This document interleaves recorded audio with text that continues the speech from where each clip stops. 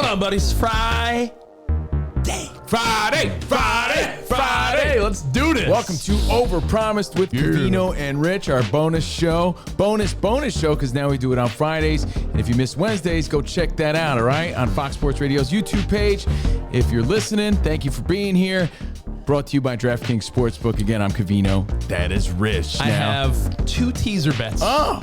And a no-fail, just straight bet. Nice. We're going to get to that all in a little bit. And a really funny story involving hats, how to rock them, the do's and don'ts, and Stephen A. Smith. Oh, hats for bets. Keep bets warm. Blasphemous. But first, the hypothetical. There's a hypothetical, Rich, that went sort of viral. We thought we'd bring it here to Overpromise because if my wife was okay with it, yes. If your wife was okay what is the hypothetical? Hypothetical is, would you rather be given $1 million? Okay, $1 million. Or B, have the chance to have 10 carries in the NFL. Okay. 10 carries to gain 5 yards for the chance at $10 million. So again, be given $1 million or the chance for $10 million if you got 5 yards, 10 carries. Think about that. There's so many ways to think about it, so many factors, but you really got to put yourself in the mindset. What are you? How old are you? That matters, right? Yeah. How healthy are you? But how big are you? How fast are you? Are you elusive? Because guess what? You're playing in this hypothetical in the NFL, which means against the elite. So picture like Micah Parsons, okay? You're going to be staring down Micah Parsons? Who are you to be staring down Micah Parsons? Elite athlete. 6'3", 245, fast as hell, and could bring you down with one hand, right? Could hurt you really. Could put a real hurt in on you and your physicalities for the rest of your life. Keep in mind he's 24 years old. So how old you are also matters in this hypothetical. There's so many layers to this. Exactly. But my first thought is, what if after one carry, I get hit so hard where I'm like... You don't think that's a major possibility? So I'm not giving my answer yet, but fear one is after one carry, I'm done.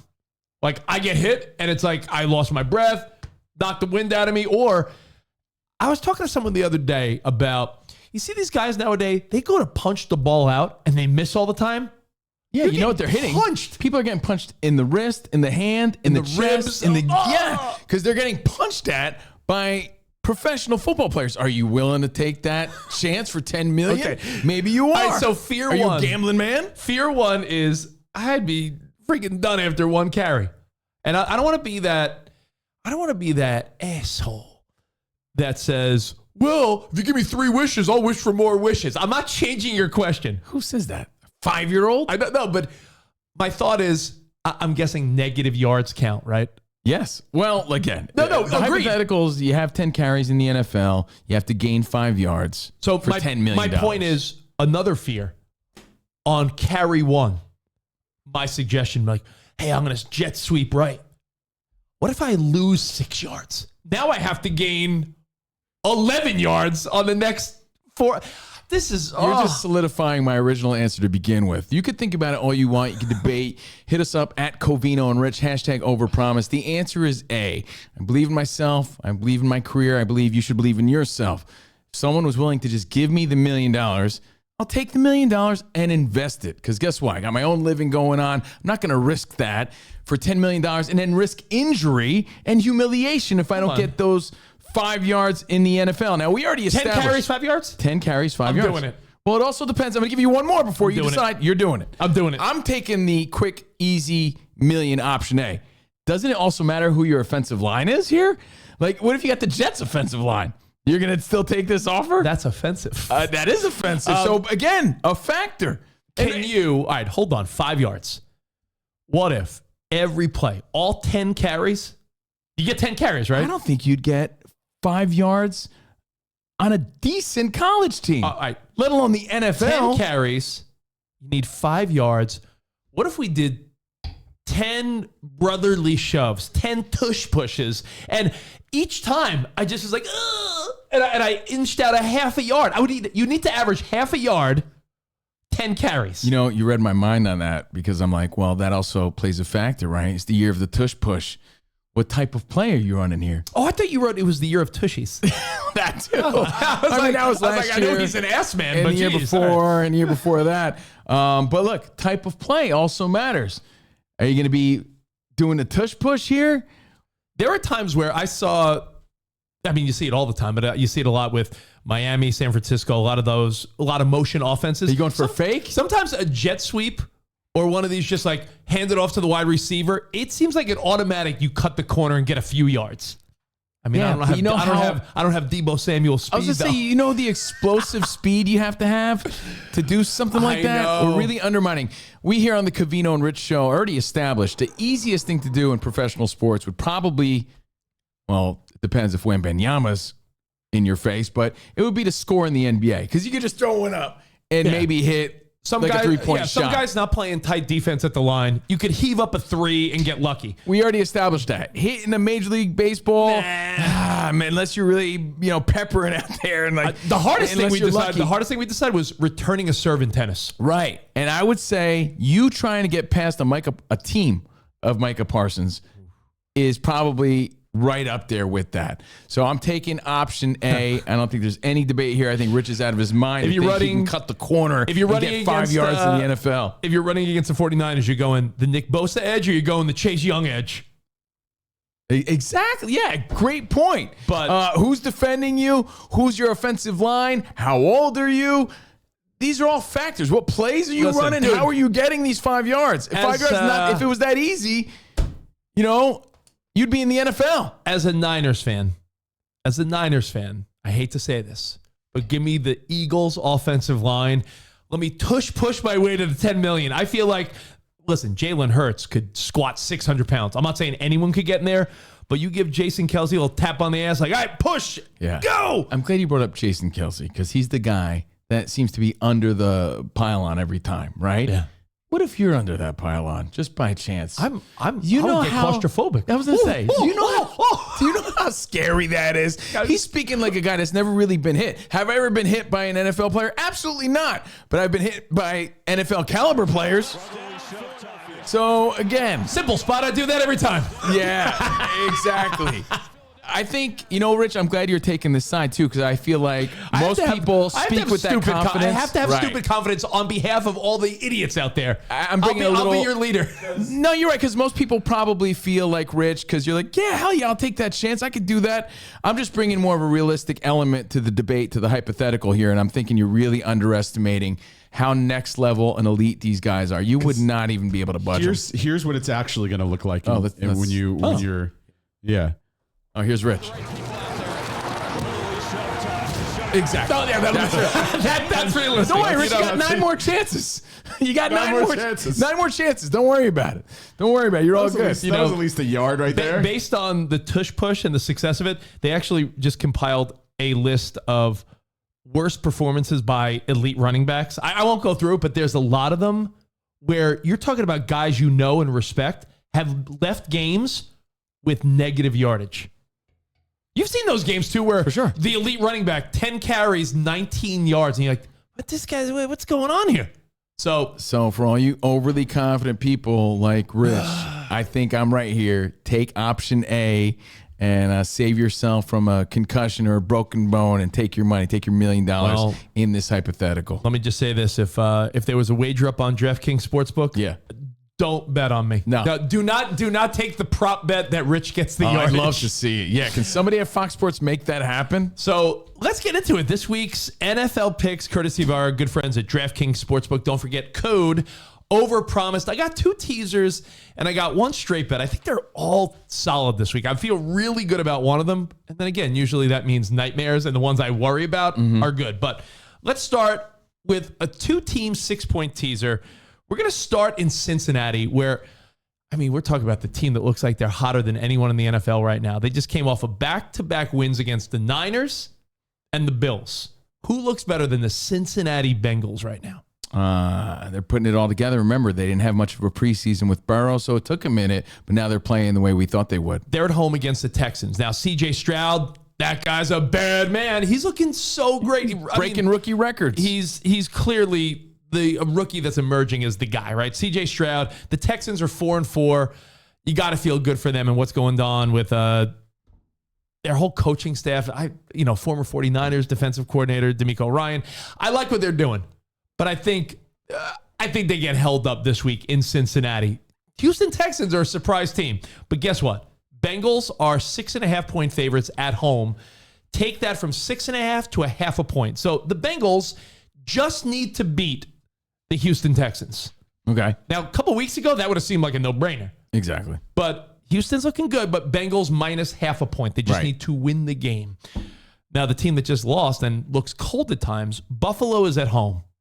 They're so erratic, man. Nothing really consistent about how they're playing. That's the thing. Yeah. It's the only catch. But let's hear it. They're 5-4, underperforming, right? But they're playing the Denver Broncos in Buffalo.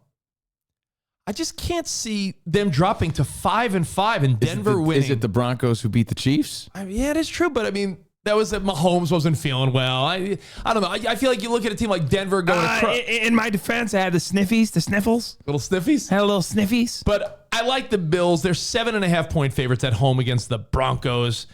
I like the Bills minus 1.5 in a teaser. So your first teaser bet is Bengals minus 0.5 point, Bills minus 1.5. All right. So two playoff probable teams, right? Just winning against lesser opponents. I like it. I usually like these two, but this year's been tricky. My other teaser bet, you might think I'm ridiculous for this. You might think... I think you're ridiculous for thinking you could... Gain a yard in the NFL? Gain 5 yards, any yards in the NFL, yes. Having a good hair day. The Giants are 16-point underdogs against the Cowboys in Dallas. Now... with Tommy DeVito, who sounds like a guy that's spinning at a Jersey club. This weekend at the Soundgarden in Lodi, Tommy DeVito. Sounds like a club DJ from Jersey. He's eating gabagool. He's from Jersey. As we speak. He's an East Coast guy. Oh! Because Tyrod Taylor, because Daniel Jones, and everyone's hurt. This guy's getting a start. Undrafted, getting a start in the NFL. How are you not rooting for the story that is Tommy DeVito? I'm not saying they win. They're 16-point underdogs. And you know what nice number you're going to bump over with a tease? You're going to bump right over that 21. Giants plus 22 points. So Giants plus 22. So even if the Giants lost 35-14, you win the bet. Nice. The Dallas Cowboys win 28-7. Forget about it. You win the bet. Forget about it. Take the bet. Oh. Boo. So Tommy DeVito. Gabagoo. Tommy DeVito and the Giants. Mozzarella. So I like Tommy DeVito and the Giants plus 22. You might say, why would you even take that dumb chance? I guess I'm a dumb guy sometimes. Hey, you said it. Giants plus 22.5. And I like what the Vikings got going on. Kirk Cousins went down. They rallied around Dobbs, who had never played with them. He's getting his second start. They're playing the Saints, who I am not sold on. I feel like the Saints and Derek Carr, they're floating by. They're, the 500 team in a real shit division. I like the Vikings, who are 2.5-point underdogs, getting more points. So I like the Vikings plus 8.5. So Vikings, 8.5-point underdogs, and the Giants 22.5-point, 22-point underdogs. Well, I'll tell you what, you got me intrigued. You gave me reason to watch now for sure. I mean, you might watch the first quarter and the Cowboys are up 14-0 and DeVito fumbles twice. But still, what a story, right? Oh, so gotta respect DeVito. I like those two teasers. Now, I've even labeled this bet. It's my Homer pick of the week. Okay. By the way, Homer can't choke Bart Simpson anymore. No. You know that, right? Well, the 49ers can't choke 4 weeks in a row. So, or can they? 5-3, started out 5-0. I think the difference here is that the Jags, while at home and while 6-2, listen, you only play who's on your schedule, but they're 6-2, and those 6 wins are like Saints, Falcons, 2 times against the Colts. They have 1 win against Buffalo, which was big, but then again, Buffalo looks suspect this year. So the Jags are at home. Niners coming off a bye week as well. I just don't see the 49ers losing 4 in a row. But then again, I said that last week. 2 weeks ago when they lost to they're in a bit of a skid. They got to get out of it. The Bengals. But the Bengals are a better team. Jacksonville, they're due for an L. And the Niners have Chase Young now. And I just think that you're going to see some Trevor Lawrence panic moments where He's got Chase Young over here. He's got Nick Bosa over here. I'm in the middle. What do you want me to do? He's gonna be a little frazzled. Man, if he only had you to run for 5 yards. That's what I'm saying. That's what I could do it. Hey. Yeah. So I like the Niners. I'm gonna say forget the 3 points. Or 3.5. Buy a half a point. Get it to 2.5. And that's your homer pick of the week. Niners minus 2.5. I can't imagine them not winning by a field goal in Jacksonville. It's not like Jacksonville's got this sick home field advantage or anything. And the Niners are fresh. Deebo Samuel's back.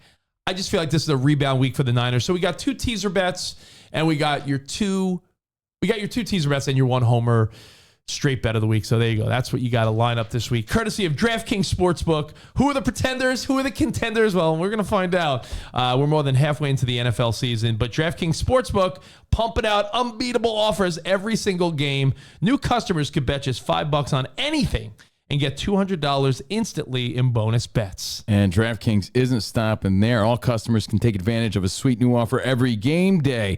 So get in on the football action with DraftKings Sportsbook, an official sports betting partner of the NFL. Download the app now. Use code Overpromised. New customers can bet just $5 on anything to get $200 instantly in bonus bets. Only on DraftKings Sportsbook with code Overpromised. The crown is yours.